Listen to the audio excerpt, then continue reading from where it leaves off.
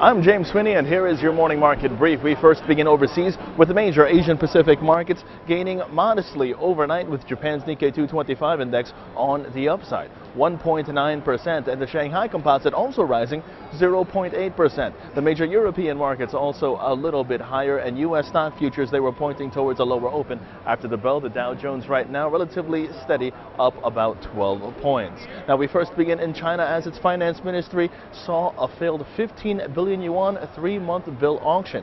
Of the 15 billion, only 9.53 billion won of the bills actually sold on auction.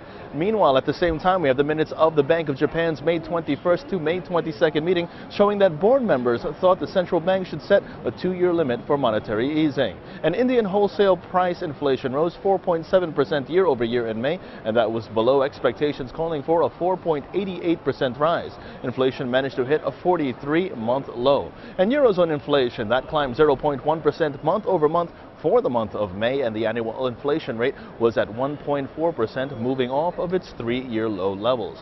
And continuing in the United States, producer prices, they climbed 0.5% month over month in May, above expectations. Meanwhile, the current account deficit, that widened to a total of $106.1 billion from a revised $102.3 billion. And industrial production, that stayed flat in May, missing expectations, calling for a 0.2% rise. And consumer sentiment for the month of June, that fell to a preliminary reading of 82.7 for the final May reading, from the final May reading of 84.5. Consensus was for that sentiment to hold steady. And millions of Iranians, they are voting in Friday's presidential elections today. Voters can choose between 6 different candidates to replace President Mahmoud Ahmadinejad.